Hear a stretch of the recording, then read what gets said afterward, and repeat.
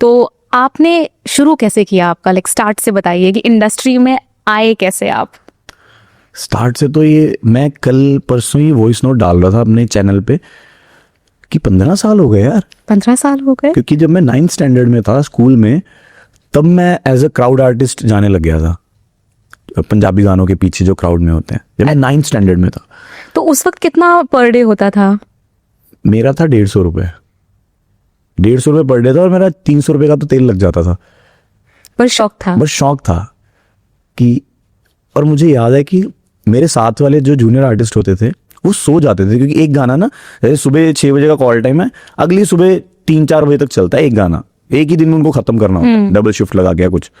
तो वो सो जाते थे और मैं ना बैठा रहता था मॉनिटर पे कि यार ये कैसे कर रहे हैं, ये डायरेक्शन कैसे कर रहे हैं, या एक्टर कैसे परफॉर्म कर रहे हैं, या डांसर्स कैसे डांस कर रहे हैं। मैं हर चीज नोट करता था। मतलब मुझे वहीं से ना मैं अलग पता चल जाता ना कि मतलब मैं कुछ एक्स्ट्रा कर रहा हूँ इन लोगों से, तो कि मैं सीख रहा हूँ।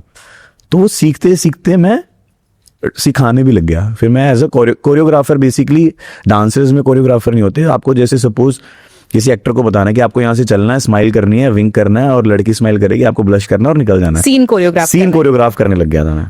तो मैं एक बंटी सर थे, उनके अंडर लग गया था, क्योंकि मैं इतना सीख चुका था। मैं कर करके दिखाने लग गया था वहीं पे कि ऐसे करो ना, ऐसे अच्छा लगेगा, ऐसे करो ना, ऐसे अच्छा लगेगा।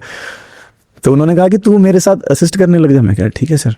9th स्टैंडर्ड में ही? नहीं, ये तो आगे चल के कॉलेज के बाद फर्स्ट ईयर में, मतलब स्कूल में तो मैं जैसे महीने में 1 दिन चला गया ऐसे जाता था, बट कॉलेज टाइम पे तो मैं हफ्ते में 3-3 4-4 दिन गाने शूट कर रहा होता था, साथ साथ थिएटर कर रहा था दिन रात, फिर यूथ फेस्टिवल की तैयारी, फिर एग्जाम्स, ये सब मैनेज कर रहा था। तो वो जो इनर कॉलिंग होती है कि एक्टिंग में जाना है, वो आपको स्कूल में ही बचपन से थी वो। याद है कि मेरे मामा जी थे, मम्मी थी और मैं था, और तब से लेके आज तक कभी खत्म ही नहीं हुआ। वो बढ़ता ही जा रहा है, बढ़ता ही जा रहा है, मैं इतना खुश रहता हूँ ये सब करके।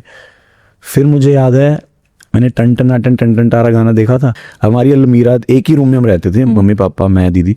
अलमीरा पे ना ट्यूब पड़ी थी पुरानी, मैंने वो ट्यूब सिर पे फोड़ ली। वो दर्द हुआ नहीं, पर मैं चीखने लग गया, मम्मी जो सर पे ट्यूब गिर गई। मैं कहा प्लीज पट्टी कर दो, प्लीज पट्टी कर दो। तो उनको पता तो चल गया था जानबूझ के कर रहा है, बट उन्होंने मेरी वो जिद पूरी करने के लिए वो सिर पे ना पट्टी कर दी। अब मैं स्कूल में जाकर ना टन तारा ये सब कर रहा हूँ।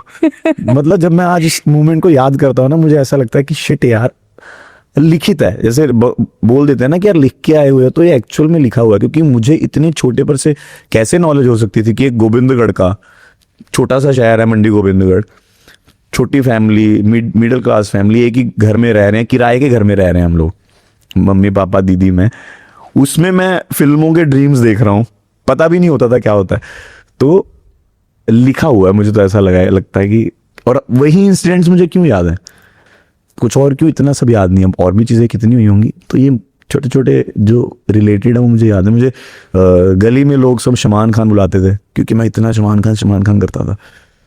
जब सपने देखने के पैसे नहीं लगते, वो फ्री ऑफ कॉस्ट है, तो आई थिंक हम सबको देखना चाहिए। जिनके पास एक्सेस नहीं होता है ना उन चीज़ों का, उनमें और जुनून होता है उस चीज़ को करने के लिए, क्योंकि उन्होंने देखा नहीं होता है। तो जब आपने शुरू किया, अपनी फैमिली को बोला कि आपको ये करना है, चलो स्कूल में आप कर रहे थे, कॉलेज में आप पर डे कर रहे थे, बट जब आपने उनसे कहा कि आपको फुल टाइम एक्टिंग परस्यू करना है, तो वर दे ओके विद इट? नहीं, मुझे याद है इंजीनियरिंग में ना 6 मंथ्स की ट्रेनिंग होती है, तो उसमें कॉलेज नहीं जाना होता, आपको ट्रेनिंग करनी होती है। और ट्रेनिंग भी नहीं भी जाओ तो मार्क्स मिल जाते हैं ना, आप सेटिंग बिठा सकते। तो उस 6 मंथ्स में ना मैं बॉम्बे आ गया था। मैं एक इंसिडेंट बताता हूँ। बॉम्बे जब मैं फर्स्ट टाइम आया ना, मैं ट्रेन में आया था।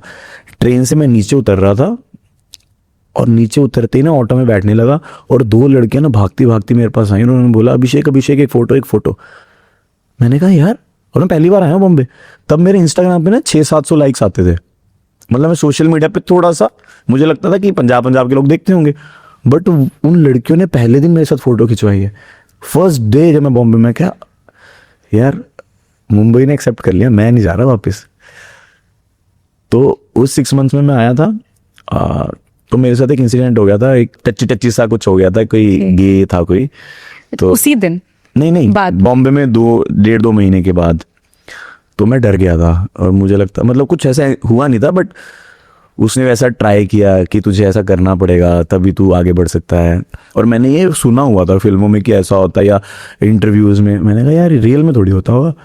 अब तो ओपन अप हो गए हैं हम, पर 2017 की बात बता रहा हूँ मैं, 8 साल पहले मैं डर गया था। मैंने कहा यार शिट यार ये क्या हो रहा है। और मैंने घर पे नहीं बताया था मैं बॉम्बे में हूँ, उनको बताया था मैं दिल्ली में ट्रेनिंग कर रहा हूँ। तो मैंने मम्मी को कॉल किया, मैंने कहा मम्मी मेरे साथ ऐसे ऐसे हुआ, रोते हुए। कहते तू वापस आ जा। मैंने अगले दिन की ट्रेन की टिकट ली जनरल की, और मैं जनरल में बैठा हूँ और मैं रोता रोता वापस घर जा रहा हूँ। आई थिंक मैंने बहुत कम लोगों को बताया, मैं आज यहाँ पे शेयर कर रहा हूँ। फर्स्ट टाइम मैं वापस चला गया था कि मेरे को अब इस इंडस्ट्री में नहीं आना, बहुत मुश्किल है, ये सब नहीं मैं कर सकता, ना मुझसे होगा। फिर मैं जॉब करने लग गया। 7,000 रुपये मिलते थे मुझे, पापा ने एक जगह पे लगवा दिया। जॉब करता था मैं, 7,000 रुपये की सैलरी आई।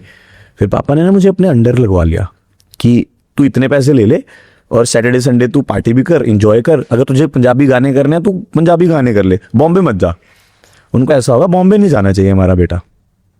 2018 तो ना 15-15 हज़ार करके ना मेरे पास 40,000 के आसपास पैसे हो गए। और दीदी की शादी भी हो गई थी तब तक, तो वो रिस्पॉन्सिबिलिटी भी ख़त्म हो गई थी कि हाँ दीदी की शादी के लिए रुकना है, सारी चीज़ें करनी है, भाई का होना ज़रूरी है, ये सब होता है ना कि हाँ।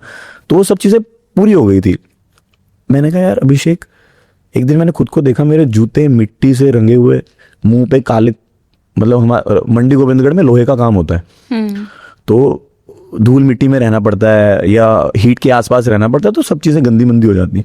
मुंह मेरा काला पिला हुआ पड़ा, शूज़ मेरे काले पिले हुए पड़े, मैं थका आ रहा, पानी देख रहा हूँ पानी आसपास नहीं है। यार मैं क्या कर रहा हूँ अपनी लाइफ में, मैं क्या कर रहा हूँ यार, कि 4 साल थिएटर करने के बावजूद, सब चीज़ें करने के बावजूद तू क्या कर रहा है यार। फिर मैं भागा चंडीगढ़, मैं भाग गया।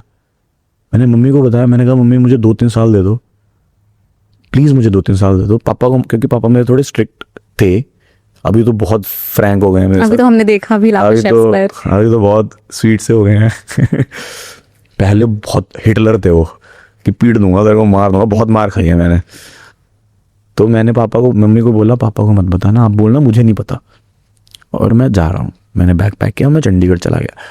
चंडीगढ़ मैंने जिम में जॉब करनी स्टार्ट की, पार्ट टाइम। वो 4,000 रुपये देता था, टेबल साफ़ करना, डंबल साफ़ करना, डंबल्स को इधर उधर रखना, हेल्प करवानी, वो सब करने लग गया।